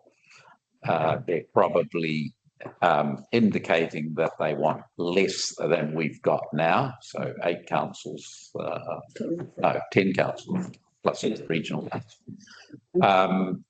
So yeah, I think there's a momentum on that started really with water reform years ago, and now it's got to the way the governance structures are set up. So yeah, so it's unclear in some ways, but it's also clear. And I think whatever government's in power, there's a momentum there. From our perspective, and Jamie may speak for Oto, if we do resolve informally to come together, then it would be great to have the support from Nehenehenui. And so if we get to that stage, or I think when we get to that stage, we'll want to come to Nehenehenui to get support. And we've got about 70 days to put in a proposal. So it's all in a hurry. Yeah, I just think just to support John's corridor, I think the momentum, the machine of the momentum has been long thought before today, and it will keep going. But I think it's better to be a part of the design than have the design told to us and how we go. So there is a real a concern, and I just think at local government level, the reform, the reforms are coming at us like steam trains, and again, the mechanisms thought up by others. But you know, we can better be prepared ourselves and have some resilience in going forward and help build the brick road rather than be you know, those fellas who just walk along the top and have no design on it.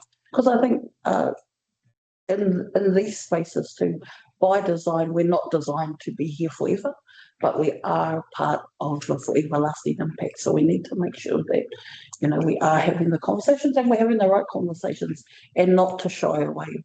But I do feel for everybody in this space, and in particular our smaller little communities that will be just you know, the sideliners really, and we can do as much as we can do, but I feel for our little communities that sit alongside this big moving machine. But yeah. Yeah, thank you, Chair. So as you already know, John, we have 3 headwaters. Yeah. The Waipā, the Waitara, and the Ngāwai where they feed into Te Awatupuna for Whanganui. So water, we know water connects everybody. And so for us, however the reforms go, we want to be at the table and have been part of those discussions. So I think just make that very clear, because going forwards, we're going to be working together. We've got 6 JMAs in the northern part of our rohe and 2 JMAs. We're able to bring everyone around the table. I think for Maniapoto, it's around the consistency of understanding and how we're going to work together. But really, the mana goes back to those people that live within Te Nehenehenui and those relationships that with council and kaupapa that we can work together on. I think that's the key outcome that we're looking for. So we're cautiously optimistic. Cautiously optimistic that this is an opportunity. Now the government's signalled you've got 90 days to have a wānanga. We want to be part of that wānanga at the beginning, not as an afterthought, because we want to be around the table. I'm glad someone's cautiously optimistic. Chair, probably just to add to Gavin's point, thank you for the update, John, from our interactions with Whare Mōkaikironga and with Ben and the team. I know that we've been having meetings with Councillor Eri Manawaiti, and just wanted to know, like, that I think it's been a while since we've had one of those. I don't know if it's happened this year, perhaps. So just sort of with this reform happening, it'll be great if we could have another one reasonably quickly, just to make sure that our whare and marae are kind of being up to speed with what's happening. So that'll be, and perhaps it's a special one just focused on that, because it sounds like there's enough to cover off and that time, and for us to be able to consider and input to those kōrero early on would be great. Yeah, thank you. No, we'd love to. Sorry. I suppose I'm going to take off my trustee head and talk about my representation as a hapu. So I suppose, John, in that context with amalgamation, the key thing for our hapu would be just having the consultation around the plan moving forward with their kaupapa. I mean, amalgamation has been on the table for quite some time now. And I remember it being talked about years ago when I had no interest whatsoever in the council. So, but now, as I'm older, I've obviously become involved in these issues in kaupapa. So that would be a big thing from my point of view. It's just, when, like my Canon says, when it comes to the wānanga point, that they're around the table to kōrero around that amalgamation kaupapa. Okay. Just from our perspective, for the PSG, having heard all this kaupapa today, we have to play a role when it comes to the oversight of our settlement. So whether it's Waitomo, Ōtorohanga, Waipā, Waikato, the regional, all of those things, it's also our role to uphold any of the settlement aspects. So we look forward to the kōrero, and we're available whenever. I'll absolutely throw it on Chile, but to remain here, but it will be something that we just have already engaged on our side, just our lawyers, to make sure we understand what the redistricting would do and how that would imply any changes to settlements or what agreements are in place, how they transition from the Crown down into the regional and the local councils, and just making sure that we can also advise you guys as you go through this to avoid any of those hopper that you can make assumptions on up front and then have to go back and fight back later. But it's, I don't envy your task. I would hate to be engaged in merge ourselves with another Henry, but little here is little here, and we'll certainly be here to support as you guys go through this process for all of our councils. Well, look, if I can just respond to Kim and Shannon, Sam on that. So, as I said, we were given 2 weeks ago, I think, or less, 90 days to put in what they call a proposal. And we've had informal talks between elected members of Ōtorohanga and Waitomo, and I think that a consent is emerging, but to take a step, a proper step, a formal resolution will be needed by each council, and it is possible that at the end of this month, at the next council meeting, we will put a resolution to both councils that say we want to merge the engagement. So then we will, we sort of have to go through that properly, and then we would love to engage and feel this out. It won't be detailed stuff. It'll be basically one council from two that are pretty similar and work together already now.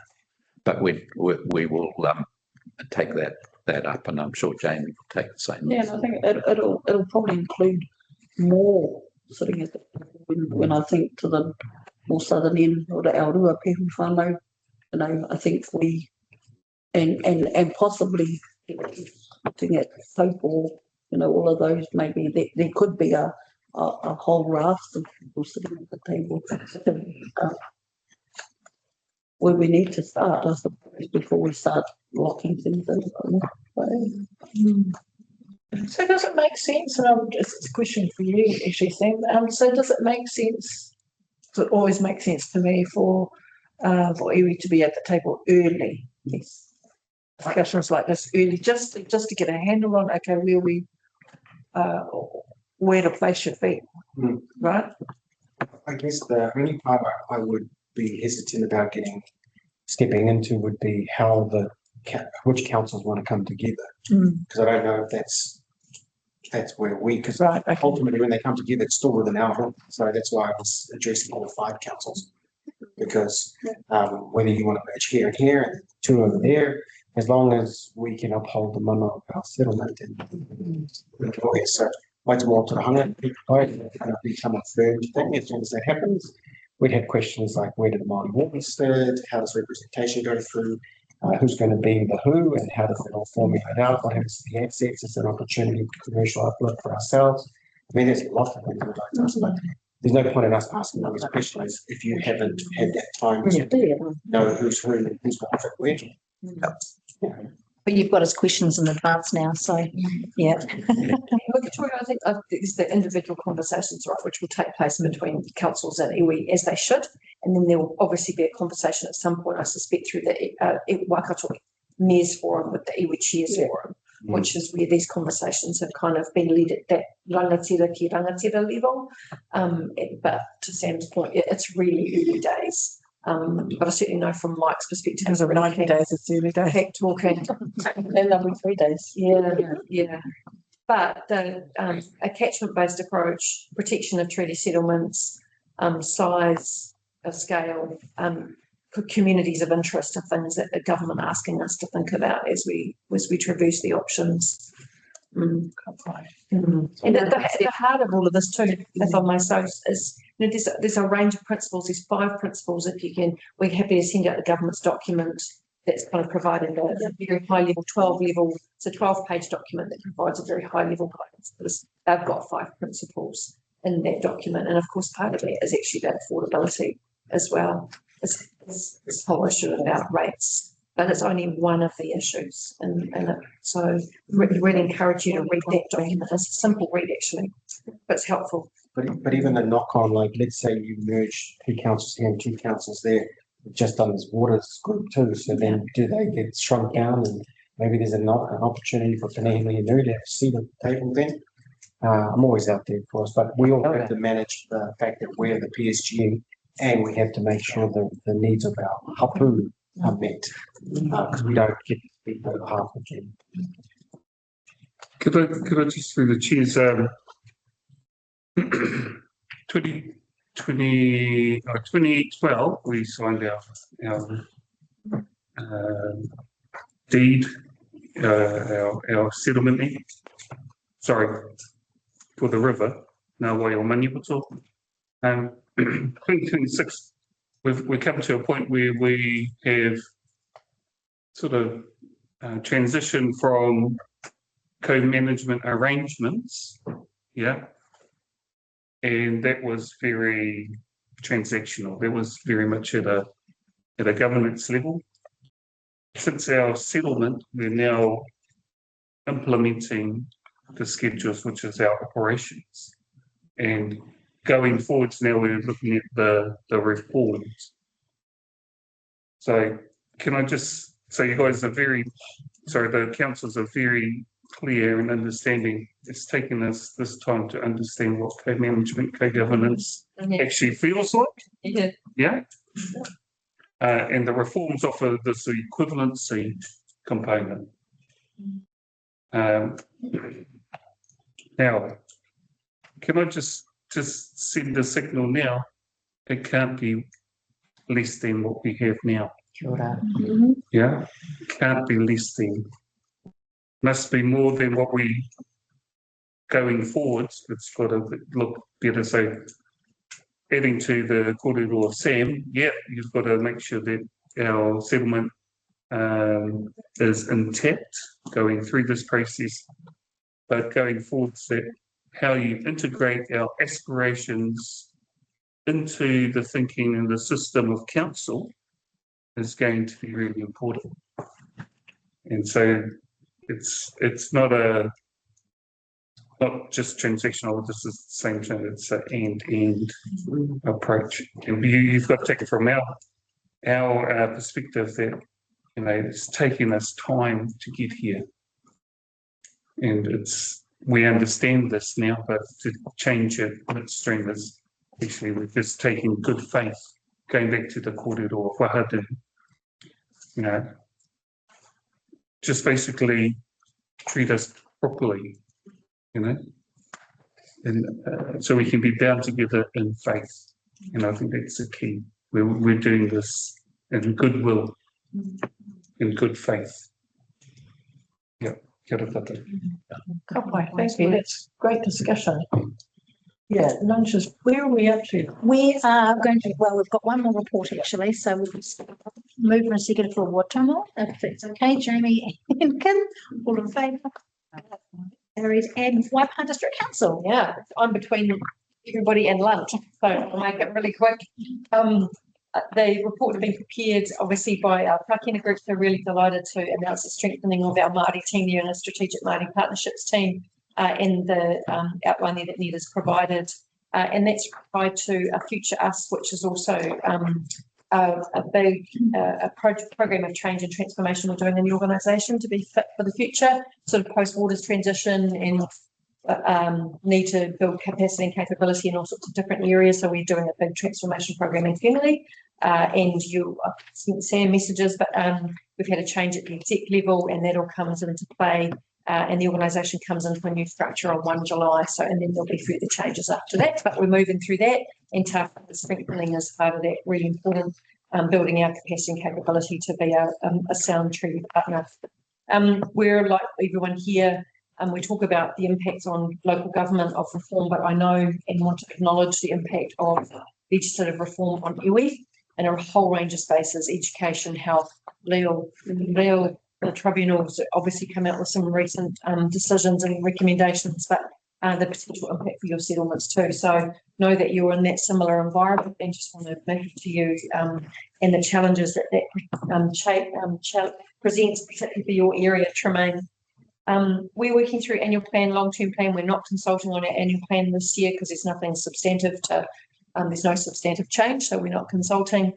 I'm hoping to get that through pretty quickly, but we are taking a lot of time with our long-term plan to think about what that needs to focus on and be refined.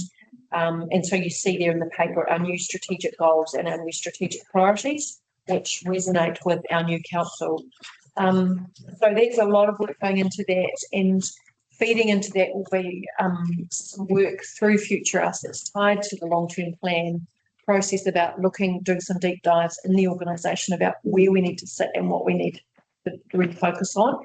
And CDM is one of those areas for a deep dive. So it will be tied through into that LTP process, hopefully giving us a guide about what we need to resource properly through the long-term plan to be an effective CDM space.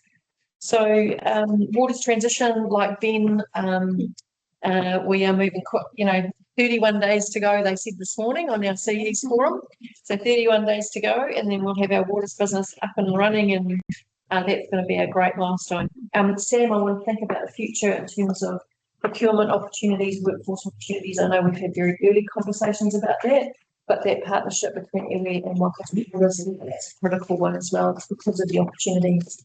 We know we don't have the current workforce for the capital investment, the profile of the capital investment required across the 7 councils, and so there's opportunity here. To John's point, future for local government, we're still working through what that means for us as Waipā, whether we're going to take the Head Start approach, which is likely, which is moving at speed, versus the backstop option, which is waiting till after 2028, and then the government will have designed the model that you probably get handed. So we're working through that, and we've got a workshop this Wednesday with our councillors about what does that look like and what are the principles that we're going to stand by or develop and use to think about that from a process perspective about what decisions our councillors need to make. So yeah, that's firmly on the table. Never a dull moment. And that's probably us really. Is that past it? I think lunch. I just want to mahi to the team, Erin, Kirsty, and Nita's overseas at the moment, he's offshore, but I just want to mahi to the team. Sorry, and I should say at the back end, final point, Victoria, sorry. So we're still deeply in recovery from the February event and also actually from the November event. And I just want to mahi to, firstly to Ngāti Maniputo for your deep engagement in that response and recovery. It's been an end to our sister councils for both as well. We've been mapping along quite closely with Ōtorohanga on the recovery journey, but there was 165, something like that, 163 or 165 staff involved in the EOC during that event, and still a lot of staff from a lot of councils. So just want to mahi and thank everybody for that. This is going to be a long recovery program for us. The infrastructure impacts, both social and hard, have been substantive, and yes, the Tatahi water treatment plant, not only the rebuild of that water supply, but the maintenance of supply in the interim is going to be a challenge for us to be able to meet peak demands, particularly when Fonterra comes on stream in full spring peak, September, October. So we've got some water supply issues, but I think that it's a really important conversation for Nehenehenui to be at the table of in terms of the redesign of that water supply, Sam. So yeah, full steam and recovery. You said, to give a bit of a glimpse here. We've taken a big hit for that, and it's going to impact our balance sheet for some time. So that's where we're learning lots. Sorry, did you have something? Any questions? My apologies, the Waikato Waters presentation that was attached to this was the wrong one. So my apologies, it was a faux pas on our behalf. We did have an updated one, we'll send it round. Fine, thank you. Everybody's starving, obviously. All right, well, that's do I move in a set of plates for the report? Yeah, Kennan's going to move. Kim's going to second. All in favour? And final public here. All right, since I was the one that messed that up in the beginning, I might do our closing karakia, if that's all right with everyone. Kia hora te mari, kia whakapapa pauna me te moana, ka se te ka rohi, ko tō tātou hoa haere ake nei, ko te rangi maari e turu, ōwhiti whakamaua kia tīna. Umi e rie, kia ora.